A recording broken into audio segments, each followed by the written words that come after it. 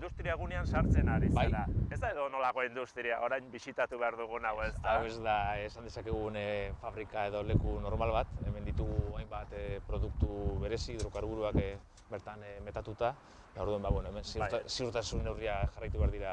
Eta, esan barrik ez dago, hemen erretzerik ez dagoela. Esan duzu, beste findegi batzutan, betxero eta guzti rekisatu dutzen. Sarreran errekisatu egiten dira, eta esaten dira jendeari, hemen ez duzu erre, ez duzu nelako gauzarik behar, eta hemen gelditzen da, bai. Mugikorrik ere ez, kasko ere, bai.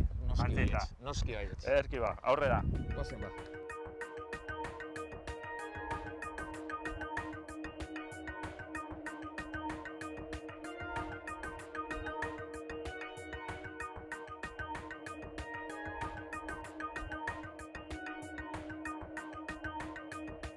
Ikuspegi bitxia, ez da, Elias? Paisaje berezia da, politia. Bai, eta, bitxikiri bezala, ditu hor dakozu tximinea hori da, esan dezakegu Bizkaiko eraikinik altuena, 225 metro ditu.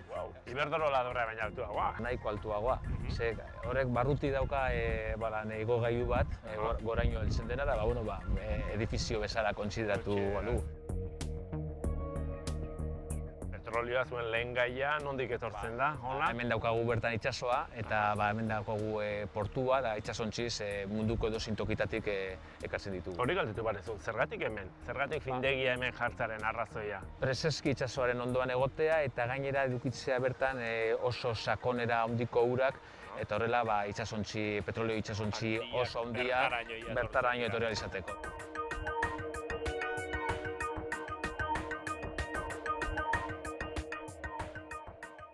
Bata zuria jantzi behar dugula esan duzu. Hori da, laborategian batarekin. Zuria, ez dut ezer esan nahi, baina ez da zuria. Bai, behin ez da garbiketa arazo bat, bataren material berezia da material ignifugoa. Zuaren kontra. Hori da. Haure bai. Egiten duena da karga estatikorik metatu ez, eta gainera materiala bera ez du zurik hartzen. Beraz, babestuta gaude hemen ere, zuaren kontra, betaurrekoak jantzita izan ere, orain ezagutu behar duguna da, petrolioa, petrolio gordina. Orain arte ez dugu ikusi inon petroliorik. Esan dugu, bankoetan dirua bezala, ez dela ikusten hemen petroliorik, laborategian kenduta. Hori da. Hemen atxan ditugu, Hemen laginak. Hemen daukazu, adibide bezala, pote honetan daukagu petrolio botella bat. Petrolio. Ia, ikusiko dugu nolakoa den? Hau da. Nondik ekartzen duzu, Ekartzen dugu adibidez Persiar Golfotik, edo Rusia aldetik ere nahiko ekartzen dugu, edo Mexikotik. Jatorri bakoitzak bere ezaugarriak ditu. Petrolioa segun nondik ekartzen dugu, badako berezitasun batzuk, hau da, izan daiteke astunagoa edo ez, azufre gehiago edo gutxiago eduki dezake, eta produktu ezberdinen arteko etekinak ere izan daiteke pizkatxo bat ezberdinak kasu bakoitzean. Hau guztia petrolioz beteta dago, ez da, Elias? Bai, hau da ditugun... Zer petrolio dago hemen barruan? Hemen 1 milioi litro baino gehiago. Asko da hori, eta horrelako zema dituzu, Ditugu, hau dira handiena, baina guztiz 14 inguru. Da, 60 plaza bat bezalako tamaina begiratuta olako goza. Dena petrolioz beteta. Hau da zuen lehen gaia, eta lehen esan dugun bezala... Oditik doa, bai. Oditik doa eta lehenengo geldiunea hortxe egiten duzu, dorre horretan. Distilazio dorrea. Zer gertatzen da hor? Hor egiten duguna da, petrolio hemen betatuta daukaguna, eramaten dugu bertara eta berotu egiten dugu dorrera sartu baino lehen. Eta petrolio beroa dorrera sartzen den momentuan, bere produktu barinenak vapore bihurtuz dorretik gore egotzen hasten dira eta produktu astunenak hondarrean gelditzen dira. Eta dorrean zehar igoala produktua ostu egiten dira eta orduen kondentsatzen dira bakoitza bere mailan. Hau da, altuerak ematen digu, heltzen diren altura produktu ezberdina da pesu molekular ezberdina. Eta orduen, produktu barinenak burutik ateratzen dira vapore eran, eta gero kanpoan ostu egiten ditugu likidoa egiteko. Zein produktutaz hariko ginateke?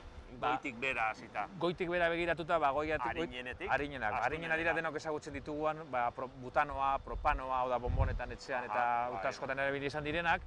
Gero horrenkoko produktua burutik ateratzen dena eta gero banatzen dena da nafta, petrokimikan erabiltzen da batipat, polimeroak, plastikoa, seguru gure jantzietan ditugula hainbat gauza, hori da, hortik atera dena. Gero hurrengoko nafta pizkatxo bat astunagoak gasolina egiteko erabiltzen ditugu.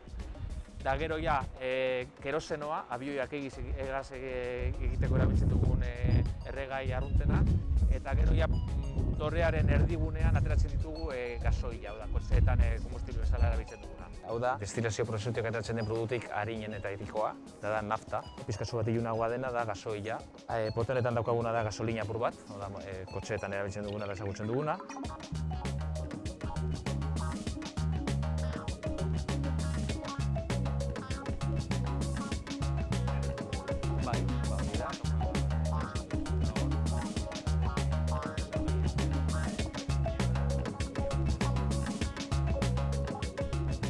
Hauenez distilazio dorre bada? Bai, honek ditu distilazio dorreak eta hainbat gauza gehiago, baina hemen egiten duguna da kokizazio prozesu bat. Kokizazioa, zer da hori? Imagina ezazu, errefindeka hasieran izan genuen errefindegian, 150 gutxi gorara fueloila izaten zen. Itsasontzietan edo termiketan edo bain dela 40 urte hainbat aplikazio zituena. Hori da. Baina gaur egun, merkatu hori gutxi gora apurka gutxi zendoa, eta honekin egiten duguna da, gutxi gora bera 8% bakarrik, kupelaren 8% gelditzea azken produktu bezala. Zein da azken produktua? Kokea. Kokea, zer da kokea? Kokea da produktu solido bat eta erabiltzen da erregai bezala zementeretan eta olako industrietan. Kokea, hau da, belatzen den hori 8% hori... Naranja zukuaren zukua. Hori da. Hau da, ateratzen dugun gure produktuetik. Azken pausora iritsi gara. Azken pausua, azken produktua. Eta hau sufrea da? Bai, sufrea, sufre solidoa. Inertea. Ez du inolako kalterik egiten, eskutan lasai. Erabili daiteke, arazorik gabe.